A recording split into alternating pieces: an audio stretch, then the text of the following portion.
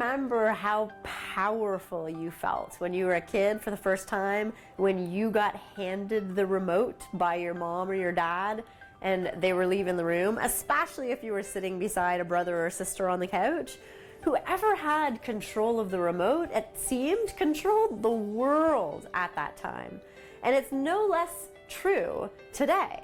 Just the remote control that we all have the opportunity to use properly or not is what do we all listen to and let in, and what all is being permitted to live in our space with us. And I know a lot of these practices, we're talking about things like thoughts and emotions and how does this make you feel. And the reason that we talk about so many of these things and they're part of our practices is because they're one of the most powerful parts of the results that we create in our worlds. And so the things that we think about do have incredible power.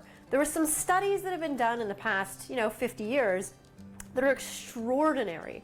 And one in particular has a massive impact and had a massive impact on me when I saw the results of this study. So there is a gentleman, and he is a doctor. His name is Dr. Masaru Emoto, and he has done a huge amount of work in the field of recording the power of thoughts. So he has a book, several, but this one is Messages from Water and the Universe. And what his studies have documented and shown is the dramatically different results that positive thinking and negative thinking has physically on water.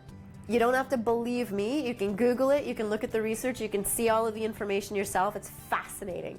So what he's done is that he has taken water and then he's been able to record and visually record it as he reduces the temperature of the water from such a precise state, the molecular level, to be able to see what the water looks like when it is reduced to freezing.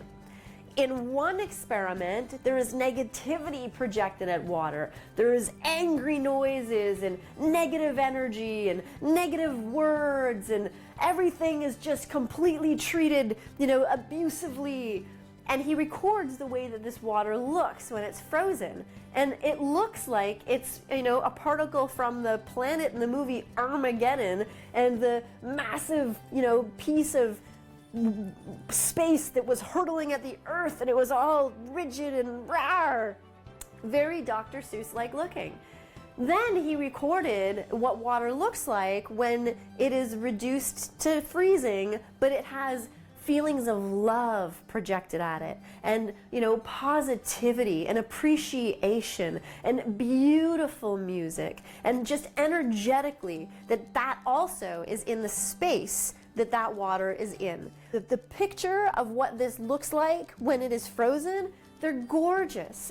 They're beautiful, snowflake, intricately designed, stunning images.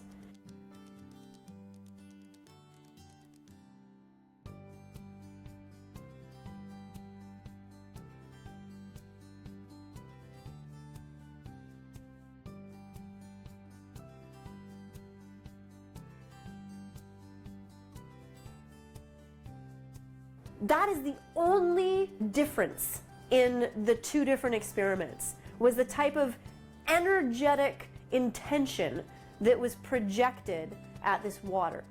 It came from the same place. It was treated the exact same process scientifically. Everything is recorded. The data is indisputable. One comes out looking evil. One comes out looking beautiful.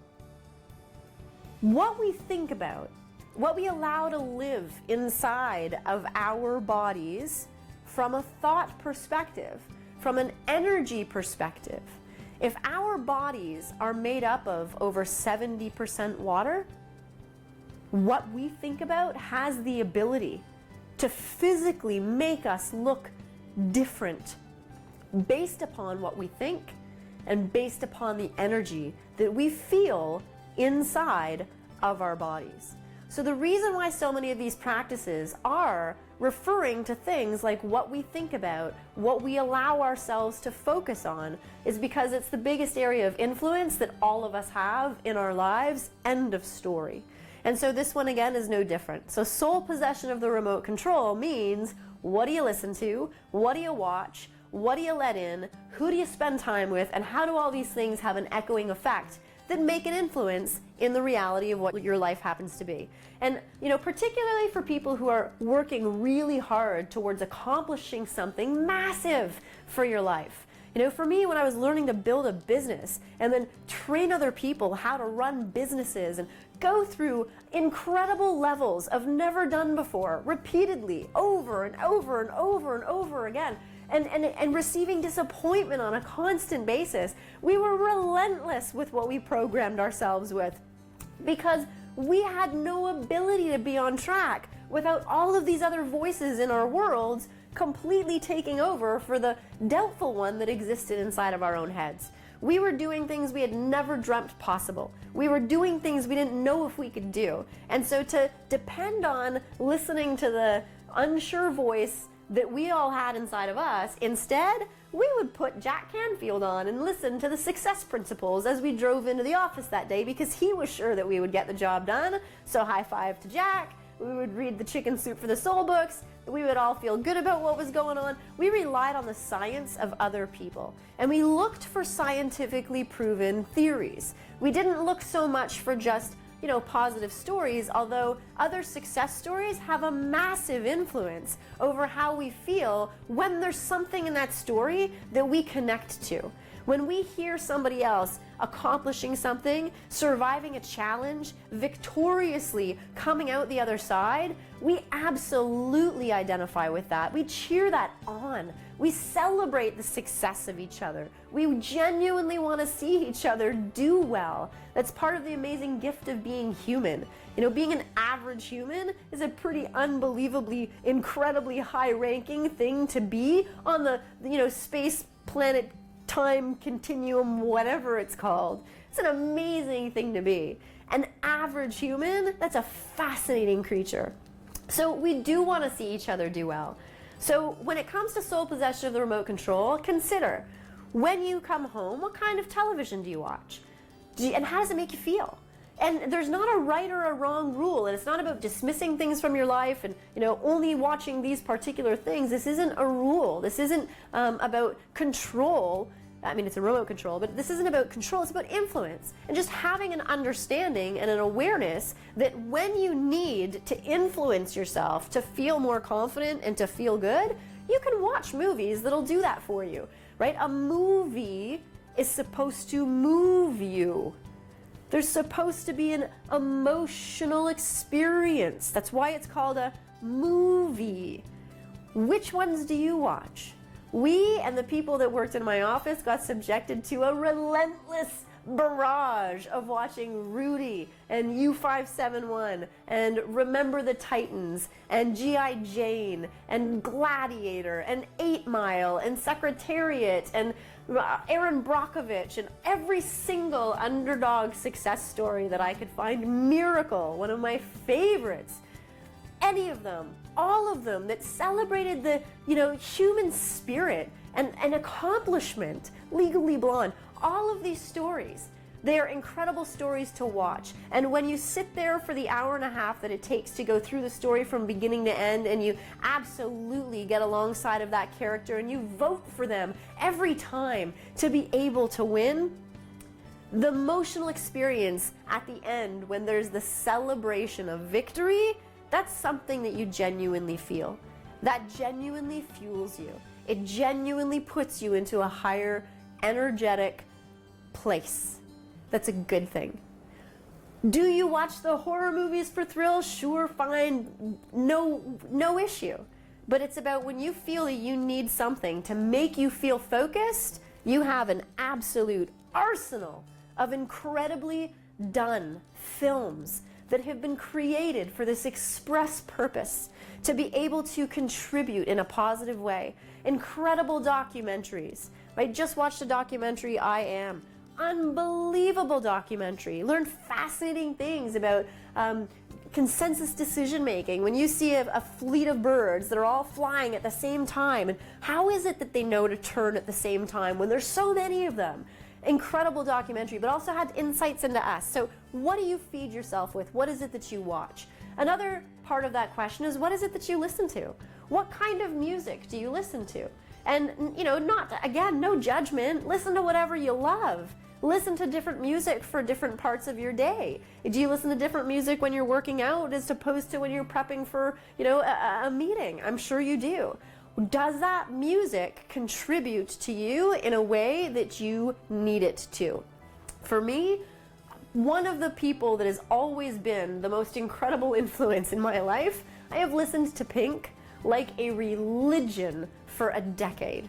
And every single time that I need to hear certain things said to me, I stick on her CD again after having to purchase it multiple times from the tracks constantly being overused. I listen to it. I shout it. My neighbor would come over. We would dance around the kitchen. We would say the things that she's saying because she gave us the power to say them. She gave us the words we needed to be able to express how we felt and feel strong and feel good about ourselves. Do you have something in your life that does the same thing? And who do you have in your life? Who do you have that you surround yourself with? Because just as we were talking about, the emotional power of what you have inside of you and how you want to be able to recruit the most, powerful part of you to be who gets to exist all the time so that you can accomplish what you want to accomplish and contribute to other people's lives and have a surplus of available energy that says that things are possible. You have that when you feel that way. It's interesting to note the recruiting power that emotions have in other people, right? So all of us as well, when it comes to our emotions, we project, right? So we all have like an emotional volume setting. And it's interesting because some of us are turned right down and that's all the emotions in the entire, spectrum of them. And some of us, we are turned right up and we're projectors. And most of us switch it up. Like most of us control the volume setting on our emotions based on all the different factors that we deal with in our own lives. But when you're around somebody else who is a projector and you are receiving some energy that is not the kind of energy that you want to receive, and it truly is, it's trying to recruit it. You can feel the irritation. It's successfully going after this guy because they know that they have power in numbers. So if they can recruit somebody else to now feel upset, then that emotion is going to be dominant. I like to think of it that way instead of thinking that that person's negative. I think that the emotion that's driving that person is negative. And it gives me the ability to separate from that emotion as opposed to think about all of the reasons why I shouldn't not want to be around that person, right? It takes it away from being personal. But it has an effect on us, right? Whoever it is that we have in our environment, energetically, we project on each other. So sole possession of the remote control means who do you permit to be in your broadcast range and for how long? When we're driving in our car, let's say that you're going on a road trip and you don't have an iPod or any type of device connected that has any type of playlist whatsoever and you are at the mercy of the radio, which is phenomenal. However, just different than what most of our experience is today. Let's say that you're listening to a station and you love the music and you're singing and you're on a road trip and it's awesome and you're somewhere you don't know. So all of a sudden the stations, cross over and get a little bit irritating and then this new channel comes on and it's this insane music, like whatever the insane, fingernails on a chalkboard kind of music is for you comes on. What do? Like instantly, what do? You change the channel. You don't think about it. You don't wonder if you should. You don't feel bad about the person that's singing and you're going to change it and, maybe this isn't nice. You change it. Well, the exact same thing has to happen if somebody comes into your environment that is in an energetic place, that is projecting, that isn't what isn't where you want to be. I guess one place for me that's a challenge is in a yoga class. Have you ever been in a yoga class and been beside somebody who's like a projector and they're totally not there to relax, they're there to compete or they're working something out, and I totally understand, respect, no judgment. But being beside a projector in a yoga class is challenging to stay there. It's a challenge when you go in order to, kind of clear out. So, sole possession of the remote control. What do you allow to have as airtime in your head in your world, in the space around you? What do you put on with intention? What do you change the channel on? What do you tolerate? And what do you replay? What is it that you listen to that gives you what you need to get so that you can be the you that is the you that knows how to get some damage done? Damage in a good way. We'll see you next time.